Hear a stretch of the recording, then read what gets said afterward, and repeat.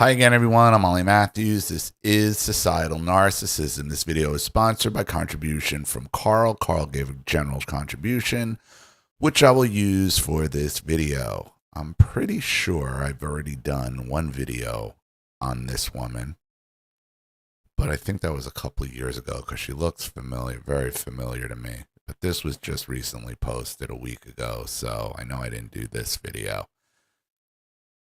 All right, every estranged parent is a narcissist. Well, most of them. Nice eyelashes. Nice eyelashes, nice Karen haircut. Oh, God. What is with this angle?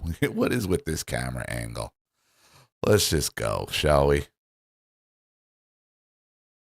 Have you ever noticed that every estranged parent who tried their best is suddenly a narcissist? Oh, we tried our best. Everyone who just tried their best. Oh my God, those eyebrows. All of us. Yes, yeah. All of you. Apparently raising your kids, showing up tired, working 2 jobs, and setting up rules now qualifies as emotional abuse. Oh, is that all you did? Is that all you did? That's why you went you've been gone no contact with. The second you open your mouth, everybody knows who you are. Anybody who has dealt with this knows exactly who and what they're dealing with. Because somewhere along the way, boundaries got redefined as block and vanish. Boundaries boundaries have always been boundaries. You just chose to violate them. You left them no choice other than to make the boundary no contact. Don't come near me. You are unfixable. If you had been respecting boundaries in the first place, you never would have been gone no contact with. This is what you don't want to accept. Oh. Did you ask to talk to your kid's manager? I want the manager. Friggin' Karen. And healing became pretend they never existed. And when estranged adult kids do it, everyone claps for them like it's self-care. Is that it? Everyone's clapping for us, right? This is what they tell themselves. It seems like the only ones that everyone is clapping for is you, except for the estranged adult children, okay, who've been calling this out.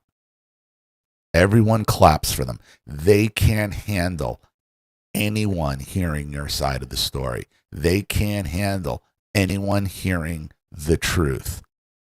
Anybody agreeing with you or supporting you is so offensive to them because it destroys their entire worldview. You are just taking, when you go no contact with them and you cut their control and you cut their abuse off, you are taking away their entire identity. Oh, you haven't spoken to your mom in 3 years? Wow, that's growth. Give me a break. Yeah, it is growth because you can only grow away from the toxicity. You can only advance away from the abuse. Yeah, it is growth. And anybody who's gone through this knows how difficult this is. They understand it's not a decision that you just come up with lightly. That it's not some influencer or some blog or, some girlfriend or boyfriend or some other outside source that led to this. They have to blame everybody else except themselves and their own behavior. Because that abusive behavior is the glue that holds them together. It is their entire identity. Without it, they have no control, and therefore they are nobody in their own eyes. Some of us are watching good parents, real, flawed parents, get completely erased because a therapist, a podcast, or a new girlfriend told someone that peace means silence. Yes, there is only peace with silence. That's it. Because engaging Karen haircut here is nothing but misery and gaslighting, and it just leads to more and more abuse. Yes. It's everybody, again, it's everyone else but her. It's everyone else but her and her own behavior. And look, yes, if you grew up unsafe, of course, get safe. Oh, thank you. Thank you. Who gets to make that decision, though? You? She gets to decide what's safe and unsafe, what's toxic and not toxic. She gets to make those decisions. And again, you don't hear you never hear any details. You never hear any of it. All the adult children who have gone no contact are giving details. This is what happened to me. I was abandoned.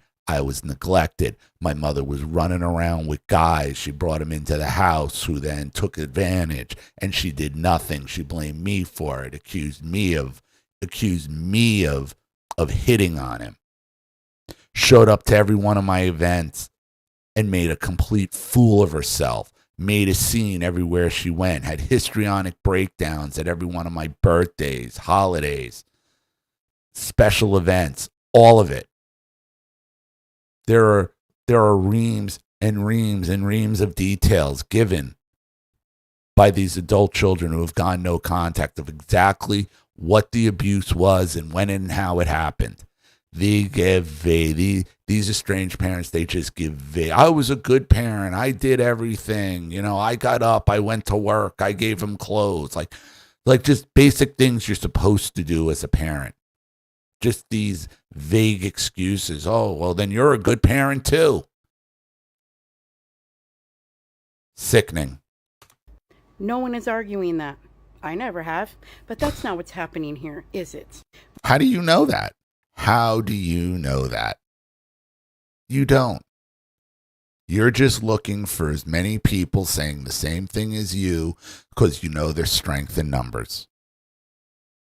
But yet you people all spout the same nonsense, the same vague platitudes of how great of a parent you were because you got up and you fed them and you gave them clothes. Oh, I showed up at your events. Oh, and did what? And what happened when you showed up at those events? You made it all about yourself. You caused the scene. You had a histrionic breakdowns over and over and over again. And then when confronted on it, you gaslighted, you darvoed, you turned it around and made yourself the victim. You're not fooling anybody. Give details or F off. Most of the time, people are running from discomfort and calling it healing. Running. So you got that? You see how subjective they get here? How thin they'll try to split, how many times they'll try to split the hair. What do you mean? Oh, well, it's only discomfort. It's not abuse. Well, why should I have to deal with discomfort either? Do you like discomfort? Who likes discomfort? It's only discomfort. It's not abuse. Do you see the entitlement they have? And this woman wants to try to talk about boundaries. Here's a boundary. Don't make me uncomfortable. That's not good enough for her. No. No, it's only a little discomfort. It's not abuse. Meanwhile, parents are sitting in the wreckage, grieving someone. What about our wreckage? They're sitting in the wreckage. Meanwhile, the destruction they have caused to their own children over decades, they don't give a damn about. They couldn't care any less because the abuse is what gives them their identity. And without it, they're nothing. They think they're entitled to it because I gave birth to you, because I raised you, because I didn't let you starve. Oh, gee, thanks. One who is still breathing, trying to understand how they became a villain. So no, not every parent deserves to be cut off. And no, silence is not always healthy. Yeah, in your case, it absolutely is. In your case, and most of these people on here, it absolutely is. Could there be a few on here that would like legitimately just have bad kids who went nuts? Yeah, maybe. But again, that's the exception, not the rule. It rarely is, actually, and sometimes it's just cowardly. Tell me. How do you know it rarely? How do you know it? You want to know how I know it? because I hear the same stories over and over and over again from these people who go no contact, with details, with specifics, with dates and times, and how it happened and how they felt, and the destruction and the consequences that arose from it. That's how I know. You people just give these vague platitudes and, these talking points, these headlines that, as long as I had, just keep spouting one after the next, just spouting them out. And they all look the same with the fake eyelashes, the Karen haircuts, the TJ Maxx inspirational signs, the ridiculous camera angles, the taunting tone, the condescending nature, all of it. All of it. The suppressed rage or just the outright rage. You'd see these people are just bubbling with rage. Me in the comments, when did we decide that avoidance was new therapy? About 11 years ago. About 11 years ago when we all started meeting up on social media and sharing stories and communicating with each other. And we realized the only way to win is not to play the game.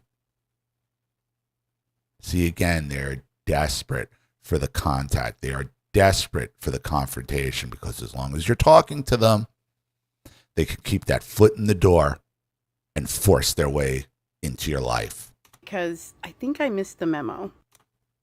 You didn't miss it. You didn't miss it. You just were so arrogant and so narcissistic. You thought you could get away with it forever. You really did. They really believed they were untouchable and they could get away with this forever. It's only a little discomfort. I don't know what you're complaining about. So I'm going to leave it there. Thank you, Carl, for the contribution. I really appreciate it. Thank you to everybody watching. Please leave any opinions in the comment section below. And again, if you want your story read on the channel, you have a topic you'd like me to cover, something you want to expose, you'd like to set up a Skype phone call, have a private video made, you'd like to sponsor a video like this for someone who needs help and can't afford it, or just make a contribution to the channel in general to keep it supported, growing, and successful, then you know what to do with either the Cash App, Zelle, PayPal, and email links in the description box below. Also, please like, share, and definitely hype this video on your cell phone. Also, please like and share this video wherever you can. Subscribe to my channel if you haven't, and be sure to click the subscription bell to be notified of all my video uploads. Also, be sure to subscribe to both my channels on Rumble. If you haven't watched this video over there, please do. Even a click helps. Follow me on TikTok, X, and Telegram as well. I'm Ollie Matthews. This has been Societal Narcissism. Take care, everyone.